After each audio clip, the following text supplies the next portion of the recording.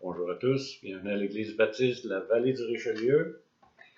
Avant de considérer deux moyens de tendre vers l'unité, j'aimerais vous partager une partie de prédication d'un pasteur que j'apprécie beaucoup, Dave Doran de l'Église baptiste de Détroit, où je vais habituellement à ce temps-ci de l'année. Eh bien, il a prêché par rapport à la réouverture des lieux de culte. Il avait 4 points. Premier point, la permission, puis c'est ce que nous attendons. J'espère que ça va être pour bientôt. Eh bien, on doit se considérer comme des citoyens chrétiens. Puis, on attend l'autorisation du gouvernement. C'est la liberté à chacun de décider pour lui-même, est-ce que je reviens dans un culte d'adoration normal ou presque, ou non, parce que j'ai pas cette liberté-là. Eh bien, la démarche, elle est faite au niveau de l'Église, puis chaque membre est libre de sa conviction, de son état physique et autres. Puis le deuxième point qu'il a traité, c'est la sécurité. Est-ce que c'est certain que ça peut poser des frictions? Est-ce que ça va être trop strict? Est-ce que ça va être pas assez strict? Eh bien, c'est vraiment un appel à la tolérance mutuelle. Puis c'est un des sujets qu'on va aborder ce matin pour traiter de l'unité. L'unité, c'était son troisième point, l'unité. Eh bien, avec toute l'information qui circule, avec les médias et tout, eh bien, on se fait des opinions, puis souvent, elles sont différentes les uns des autres. Puis, l'application qu'on fait par rapport aux principes bibliques qu'on connaît, eh bien, peuvent en arriver à des différences, puis peut-être des différences majeures, mais il y a des principes de base qui demeurent dans la parole, puis il faut tenter, par la grâce de Dieu, de les appliquer pour qu'on puisse vivre en paix, puis tendre vers l'unité. Dans Romains 14, 19, ça dit « Ainsi donc, recherchons ce qui contribue à la paix et à l'édification mutuelle. » Puis si tu arrives à une conviction personnelle, l'apôtre Paul nous exhorte au verset 22, il dit « Cette foi que tu as, garde-la pour toi devant Dieu. Heureux celui qui ne se condamne pas lui-même dans ce qu'il approuve. » Puis le quatrième point qu'il a abordé, c'est la responsabilité. Eh bien, nous devons avoir de bonnes raisons pour ne pas ouvrir. Et la réouverture, c'est pour l'Église. Ce n'est pas pour toi, c'est pour le corps. Si toi, tu n'es pas à l'aise de participer à la réouverture, eh bien, tu t'abstiens. Puis, l'application du principe, eh bien, c'est que on ne doit pas en arriver à se mépriser ou à se juger. Je vais vous résumer un peu les points rapidement. La permission, eh bien, on doit être soumis aux autorités en tant que citoyen, puis en tant qu'Église. Puis on doit aussi être un bon témoignage pour ceux qui nous observent. Paul dit, on ne doit pas être un scandale aux Juifs, aux Grecs, ni à l'Église. Puis dans la première épître de Pierre, au chapitre 2, au verset 12 à 17, je vais vous lire quelques versets qui nous exhortent à avoir un bon témoignage à l'extérieur. Ayez au milieu des païens une bonne conduite afin que la même où ils vous calomnient, comme si vous étiez des malfaiteurs, ils remarquent vos bonnes œuvres et glorifient Dieu au jour où il les visitera. Soyez soumis à cause du Seigneur à toute autorité établie par les hommes, soit au roi comme souverain, soit au gouverneur comme envoyé par lui pour punir les malfaiteurs et approuver les gens de bien. Car c'est la volonté de Dieu qu'en pratiquant le bien, vous réduisiez au silence les hommes ignorants et insensés. Étant libres, sans faire de la liberté un voile qui couvre la méchanceté, mais agissant comme des serviteurs de Dieu. Honorez tout le monde, aimez les frères, craignez Dieu, honorez le roi. Ça, c'est la marche qu'on doit suivre pour plaire au Seigneur. La raison pour laquelle nous sommes fermés présentement, eh bien, c'est une question sanitaire, ce n'est pas une persécution de l'Église. Puis la raison pour laquelle le lieu de culte a cessé les activités de rassemblement public, c'est d'ordre sanitaire. Puis, nous, présentement, nous attendons la permission des autorités pour reprendre nos activités. Puis, au niveau de la sécurité, eh bien, nous devons nous assurer que la reprise va se faire en toute sécurité pour ceux qui vont assister aux réunions. Puis, on doit suivre les directives proposées par les autorités sanitaires en place. Ce qu'on doit avoir à l'esprit, c'est que l'intérêt des autres, elle est primordiale dans cette situation-là. On peut avoir chacun notre point de vue, on peut avoir nos positions crampées sur un côté ou de l'autre, mais l'idée, c'est avoir l'intérêt des autres comme primordial dans la situation. Puis là, on arrive au troisième point, l'unité. Eh bien, c'est cette partie qui va être développée ce matin. La semaine dernière, on a conclu en amenant le premier point pour tendre vers l'unité, l'harmonie.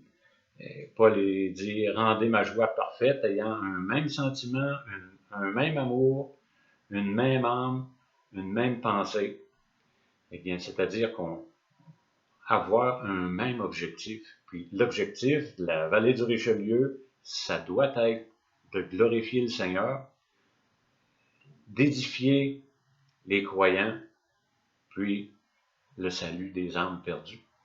Puis finalement, la responsabilité, eh bien, nous avons la responsabilité de maintenir une communion fraternelle pour nous encourager puis pour adorer le Seigneur.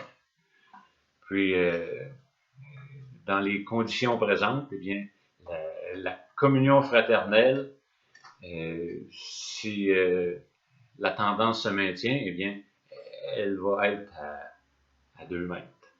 C'est mieux que, pour moi, en tout cas, c'est mieux qu'en ligne. Eh bien, avant de retourner à notre texte de base, on va prier. Éternel, Dieu Tout-Puissant, on vient devant toi parce que c'est toi notre soutien, c'est toi notre refuge, c'est toi notre forteresse. Puis on te prie, Seigneur, de bénir ton assemblée, bénir ta parole. Je te prie, Seigneur, de disposer le cœur des autorités en place pour qu'on puisse vivre paisiblement notre foi, puis qu'on puisse avoir cette liberté de revenir ensemble pour t'adorer, pour avoir la communion fraternelle, pour vraiment s'édifier les uns les autres, puis partager ta parole. Je te prie, Seigneur, de bénir chacun de nous, puis de bénir cette situation, qu'on puisse te glorifier, puis saisir l'opportunité de, encore une fois, t'obéir. Je te prie, Seigneur, de mettre ta main sur chacun de nous, puis nous garder dans le nom de Jésus. Amen. Eh bien, notre texte dans Philippiens chapitre 2, les 4 premiers versets, si donc il y a quelque consolation en Christ, s'il y a quelque soulagement dans l'amour, s'il y a quelque communion d'esprit, s'il y a quelque compassion et quelque miséricorde, rendez ma joie parfaite, ayant un même sentiment, un même amour, une même âme, une même pensée. Puis on est rendu ici, là. Ne faites rien par esprit de parti ou par vaine gloire, mais que l'humilité vous fasse regarder les autres comme étant au-dessus de vous-même. Que chacun de vous, au lieu de considérer ses propres intérêts, considère aussi ceux des autres. Considérez deux autres moyens. On a à saisir par la foi ces deux moyens pour tendre vers l'unité de l'esprit dans l'Assemblée. Le premier moyen de conserver l'unité, de tendre vers l'unité de l'Assemblée, c'est l'humilité. Si nous avons comme objectif la gloire de Christ, eh bien, lorsqu'on s'aime les uns les autres, eh bien, voici les choses qui vont se produire.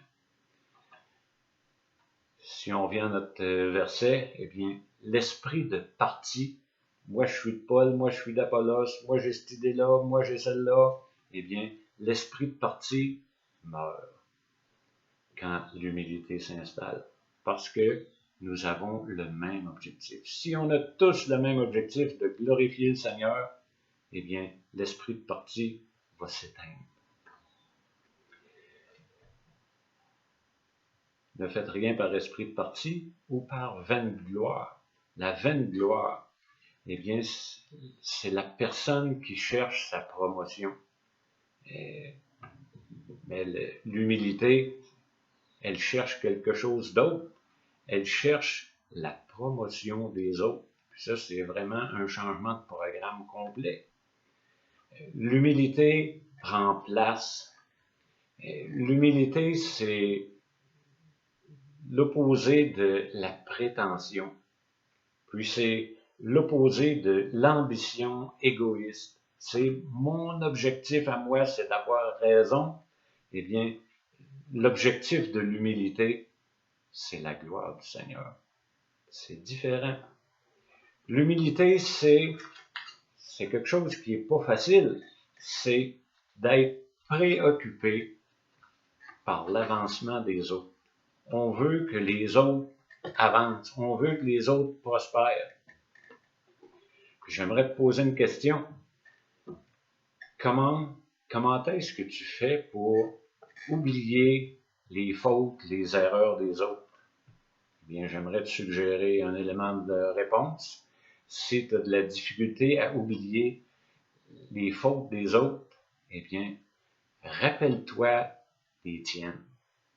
Puis peut-être ça va t'aider à oublier les erreurs, les bévues des autres. Puis la véritable humilité, ce n'est pas de s'abaisser ou de s'apitoyer puis de dire je suis un bon à rien, je suis nul, je suis ci, je suis ça. La véritable humilité, c'est d'élever les autres, les estimer. C'est regarder, c'est considérer les autres comme étant au-dessus de nous-mêmes. Puis le défi, surtout à ce temps-ci, c'est lorsqu'il y a divergence d'opinion. Je vais juste vous donner un exemple, vraiment terre à terre, très actuel. Le port du masque ou le non-port du masque. La réouverture des lieux de culte ou la non-ouverture. Puis, il y a possibilité de dérapage. Dès qu'il y a une prise de position dans un camp ou l'autre, port du masque, non port du masque, vaccin, non vaccin, ouverture, non ouverture, eh bien, le risque qu'il y a, c'est vraiment de juger l'autre personne qui a une position différente de la mienne ou de la mépriser. Mais on doit agir en toute humilité en considérant l'autre personne, son point de vue, puis tu dis, bon, tu portes le masque, moi je porte pas le masque, ou moi je porte le masque, toi tu portes pas le masque, eh bien, je te juge pas parce que tu en portes un, je te méprise pas parce que tu en portes un, puis toi tu dois en faire de même avec moi. pour conserver l'unité par le lien de la paix. On doit apprendre à vivre en paix malgré nos divergences d'opinion. Je vais vous citer quelques versets comme principe de base. Puis un jour, on va étudier ce passage-là encore plus en détail, Romains 14 et 15, pour vraiment la liberté chrétienne, puis vivre avec nos différences d'opinion. Dans Romains 14, 3 et 10, ça dit que celui qui mange ne méprise pas celui qui ne mange pas, et que celui qui ne mange pas ne juge pas celui qui mange, car Dieu l'a accueilli. Puis au verset 10, mais toi, pourquoi juges-tu ton frère? Ou toi, pourquoi méprises-tu ton frère? Puisque nous comparaîtrons tous devant le tribunal de Christ. Eh bien, c'est le danger quand deux opinions divergentes se rencontrent. Eh bien, si c'est l'humilité qui règne, eh bien, on va accepter la différence d'opinion, puis on ne méprisera pas, puis on ne se jugera pas l'un l'autre. Parce que l'objectif, il est dans Romains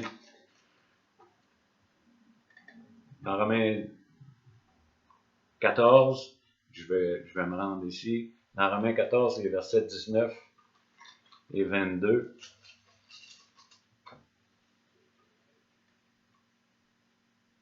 Ainsi donc, recherchons ce qui contribue à la paix et à l'édification mutuelle. Eh bien, si j'ai mon opinion de fait, puis elle est béton, puis c'est inflexible, puis je suis confronté avec l'opinion de quelqu'un d'autre qui est diamétralement opposée, qu'est-ce que je dois faire? Eh bien, je dois considérer la personne qui a une opinion différente de la mienne comme étant au-dessus de moi-même. C'est pas facile à faire.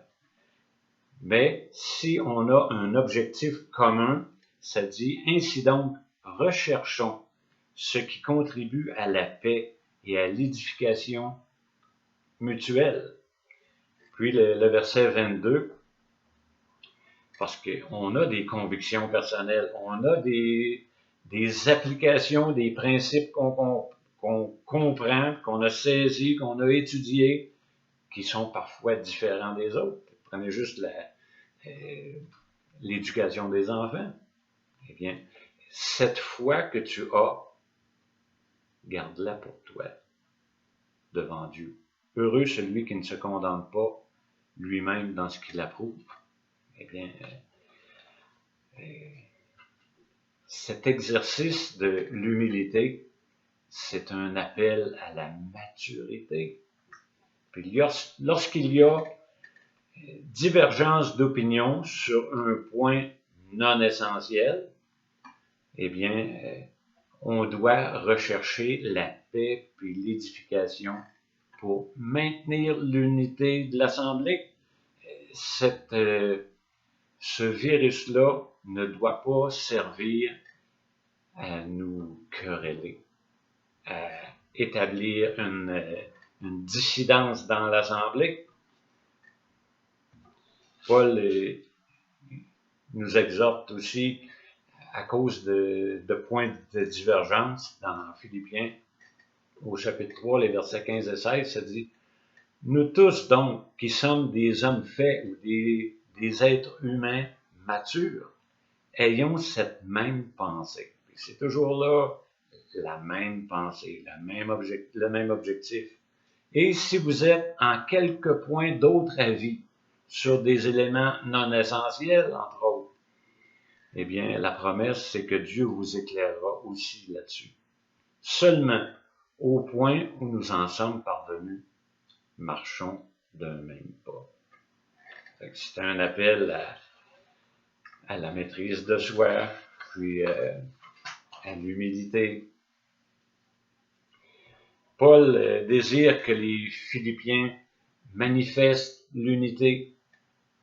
Mais pour faire ça, ces croyants-là doivent se dépouiller de l'orgueil, de la vaine gloire, d'être hautain, de, de chercher mon intérêt. Je veux gagner mon point.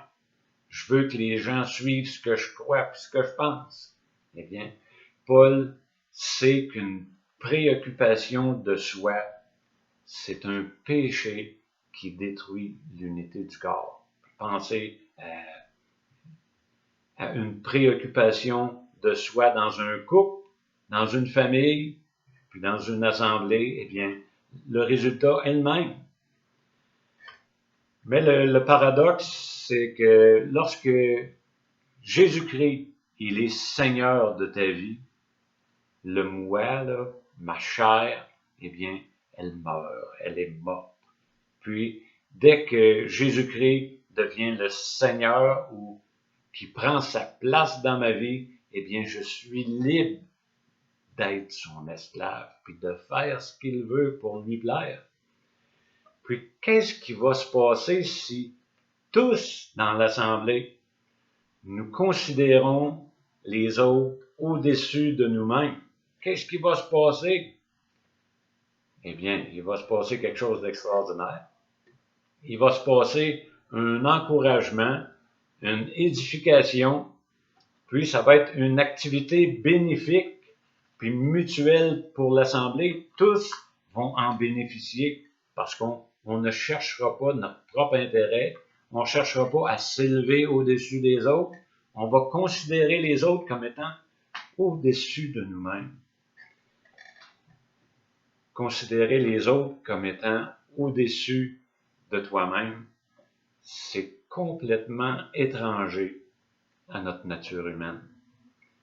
Puis ça peut seulement être accompli par la puissance du Saint-Esprit qui habite dans les croyants, qui cèdent à son contrôle.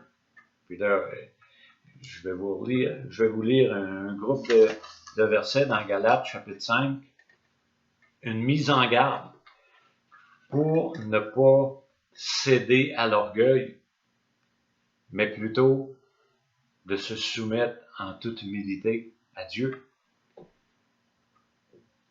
Dans Galates, chapitre 5, les versets 14 à 17, « Car toute la loi est accomplie dans une seule parole, celle-ci, tu aimeras ton prochain comme toi-même. Mais si vous vous mordez et si vous vous dévorez les uns les autres, prenez garde que vous ne soyez détruits les uns par les autres. Je dis donc, marchez selon l'esprit, et vous n'accomplirez pas les désirs de la chair, car la chair a des désirs contraires à ceux de l'esprit, et l'esprit en a de contraires à ceux de la chair. Ils sont opposés entre eux, afin que vous ne fassiez point ce que vous voudriez. Puis là, si j'ai une conviction sur un sujet qui est non essentiel, comme le port du masque ou le non-port du masque, eh bien, est-ce que je vais causer une division dans l'Assemblée parce que je suis pas d'accord, parce que je suis d'un côté ou de l'autre? Ou est-ce que je vais mépriser mes frères et sœurs parce qu'ils n'ont pas la même position que moi? Eh bien, on doit user d'humilité. C'est pas facile de considérer les autres au-dessus de nous-mêmes. Parce que la plupart d'entre nous, on croit secrètement qu'on est meilleur que ceux qui sont autour de nous. Puis que nos préférences, nos convictions, ils devraient être suivies par chacun parce que c'est la logique même, c'est le bon sens. Mais l'humilité, c'est un prérequis pour l'unité. Puis on a un exemple là, de quelqu'un de humble qui a mis fin à des querelles. Si vous lisez cette semaine Genèse 13, vous allez voir le récit d'Abraham, puis de Lot, puis des bergers qui se disputaient le territoire parce qu'il y avait trop de prospérité. Puis à un moment donné, Abraham a tranché, puis il a considéré les intérêts de Lot. Il a regardé Lot comme étant au-dessus de lui-même. Il lui a dit, Lot, fais un choix. Si tu vas à gauche, j'irai à droite. Si tu vas à droite, j'irai à gauche.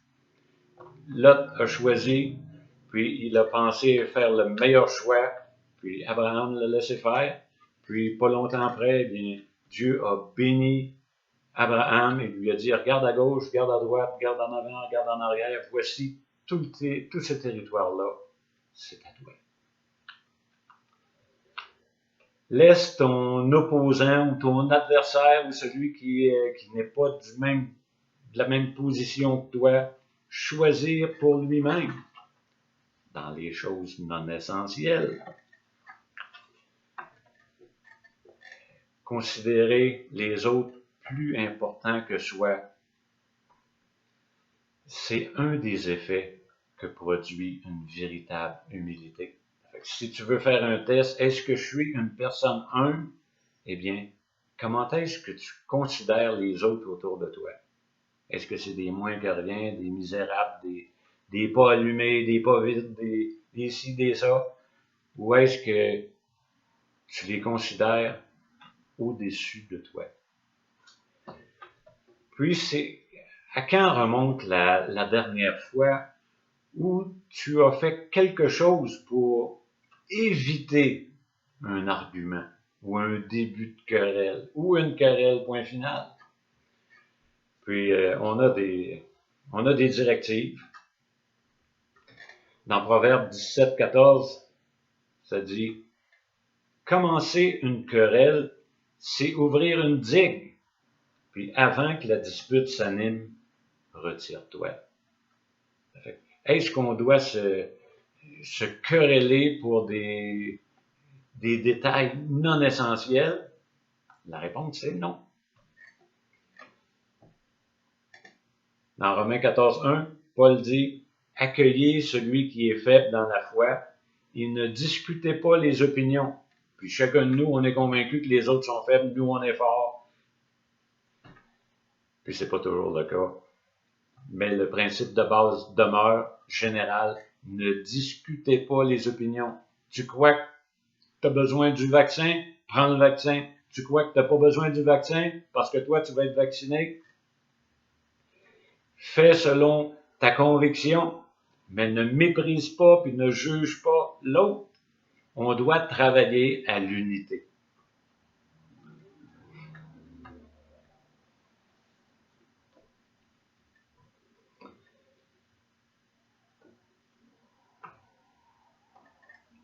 C'est exactement ce que Jésus a fait en devenant semblable aux hommes. Il s'est humilié en se rendant obéissant jusqu'à la mort de la croix. C'est ce qui est repris dans la suite de notre texte. Ayez en vous les sentiments qui étaient en Jésus-Christ. Existant en forme de Dieu, il n'a point regardé son égalité avec Dieu comme une proie arrachée, mais il s'est dépouillé lui-même en prenant une forme de serviteur, en devenant semblable aux hommes. Il apparut comme un vrai homme. Il s'est humilié lui-même, se rendant obéissant jusqu'à la mort, même jusqu'à la mort de la croix. C'est pourquoi aussi Dieu l'a souverainement élevé et lui a donné le nom qui est au-dessus de tout nom. Eh bien, si l'humilité, c'est un des moyens que tu veux absolument saisir pour tendre vers l'unité, puis préserver l'unité de l'Assemblée, eh bien, nous ne pouvons pas perdre lorsque nous aidons les autres à gagner.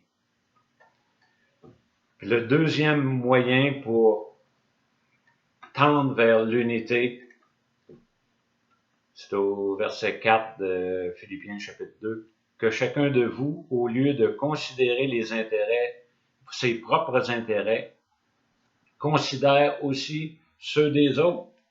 Considérer aussi les intérêts des autres. C'est contre nature de penser aux autres. Par nature, nous avons tendance à être égoïstes. Nous sommes préoccupés par une personne, moi. on dit que si tu veux avoir du succès dans la manière d'amener une conversation avec une autre personne, eh bien, apprends à laisser cette personne-là te parler d'elle-même. Demande-lui de te parler d'elle. Pose-lui des questions sur sa vie, sur ce qu'elle fait, sur ce qu'elle aime, sur ce qu'elle déteste, sur ses loisirs. Pose-lui des questions sur elle. Puis, le problème, c'est que si tu fais ça, ça va être très difficile, spécialement si tu veux parler de toi. Dieu veut qu'on soit intéressé dans l'autre personne, puis pas seulement penser à ce que tu peux retirer de cette relation-là. On n'est pas appelé à être égoïste, on est appelé à devenir altruiste. L'histoire raconte que Jésus puis ses disciples marchaient le long d'un chemin pierreux. Jésus a demandé à chacun de choisir une pierre à porter pour lui. Puis il est dit que Jean a choisi la plus grosse, tandis que Pierre a choisi la plus petite. Jésus les a conduits jusque sur le sommet d'une montagne, puis il a ordonné, une fois rendus au sommet de la montagne, que ces pierres se changent en pain. Chaque disciple, après cet exercice de gravir la montagne, eh bien, était fatigué puis affamé. Puis il leur a permis de manger le pain qu'ils avaient entre les mains, mais comme de raison, Pierre n'en avait pas suffisamment pour satisfaire son appétit. Jean lui en a donné un peu du sien. Puis, quelque temps après, Jésus a demandé de nouveau à ses disciples de prendre une pierre et de la transporter. Puis cette fois, Pierre a choisi la plus grosse de toutes les pierres. Puis, Jésus les a emmenés à la rivière. Puis Jésus leur a demandé de jeter les pierres dans la rivière. Puis là, ils ont fait ce que Jésus leur demandait, mais ils se sont regardés les uns les autres avec étonnement.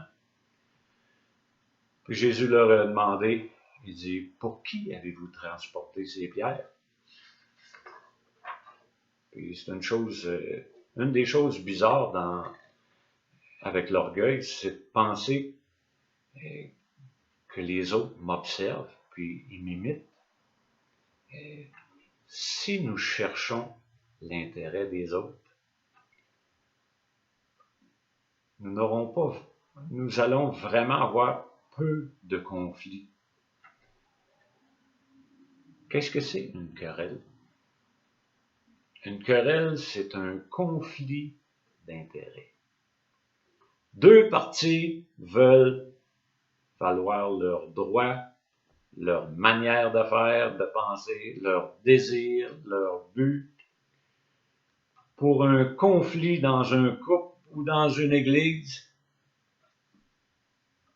il s'agit juste de maintenir ta recherche de tes droits, tes désirs, tes buts.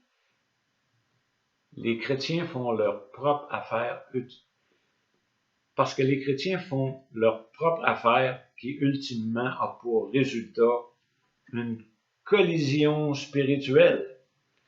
On ne peut pas avoir de collision spirituelle avec un autre chrétien si nous plaçons les intérêts de ce chrétien en premier. Notre problème, c'est que nous voulons être un sacrifice vivant sans mourir sur l'autel du service pour les autres et pour le Seigneur. Paul a dit, rendez ma joie parfaite. Une bonne définition de la joie est celle-ci. La joie, c'est un drapeau qui flotte sur le château du cœur d'une personne lorsque le roi est dans la résidence. Si tu veux vivre de la joie, eh bien, il faut que le Seigneur Jésus-Christ règne dans ton cœur. La joie, c'est mettre le Seigneur en premier, les autres en deuxième, puis toi en dernier. quel genre d'église ou quel genre de couple plaît à Dieu, puis à l'homme, à l'être humain? Eh bien, une église ou un couple où il y a de l'harmonie. On a un même sentiment, un même amour, une même âme, une même pensée.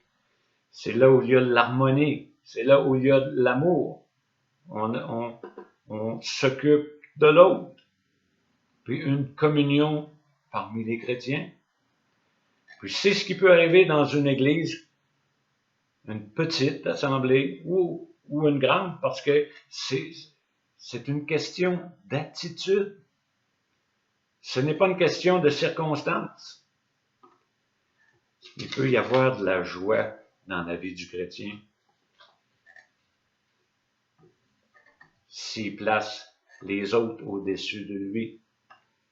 Il ne peut pas y avoir de joie dans la vie du chrétien qui se place au-dessus des autres. La question à se poser, c'est quel intérêt cherches-tu? C'est quoi ton intérêt présentement? C'est quoi ton objectif? Est-ce que c'est de faire valoir tes prises de position par rapport à cette pandémie ou est-ce que c'est de vraiment prier le Seigneur pour qu'on puisse reprendre notre activité, puis glorifier Dieu ensemble, puis chanter des cantiques, puis avoir la communion fraternelle? Eh bien, l'exhortation ce matin, c'est vraiment de prier pour la réouverture de notre lieu de culte, pour que nous ayons cette liberté, puis prions aussi pour l'autorisation de le faire, en toute sécurité. Il faut prier pour de la sagesse, puis il faut aussi prier pour de l'humilité, pour laisser la liberté à chacun et chacune qui ne sont pas prêts ou qui ne sont pas dans une condition favorable pour reprendre l'activité de l'Assemblée, eh bien, avoir une pleine liberté de conscience à continuer à suivre l'Assemblée en ligne sans être jugé, puis sans être méprisé. Mais nous avons aussi la responsabilité de glorifier notre Seigneur en assemblée. Et au début de l'Église, dans Actes des Apôtres, on a un beau portrait de ce qui se passe dans l'assemblée des premiers chrétiens. Puis c'est appelé à se perpétuer. Ça parle des chrétiens en disant, au verset 42 de Acte 2, ils persévéraient dans l'enseignement des apôtres, dans la communion fraternelle, dans la fraction du pain et dans les prières. Eh bien, par la grâce de Dieu, on va peut-être commencer à refaire ces activités-là en communion fraternelle, peut-être à distance, mais il va y avoir une communion fraternelle. Puis, c'est ma prière. Puis, tout ce que je peux souhaiter, c'est que le Seigneur y réponde. Là-dessus, je vous souhaite une excellente semaine. Prions les uns pour les autres. Si vous avez des questions, commentaires, vous pouvez me les faire parvenir en vous rendant sur le site de l'Église baptiste de l'Église de la vallée du Richelieu à l'adresse levraibonheur.org. Puis vous me faites part de votre commentaire, de votre question. Bonne semaine.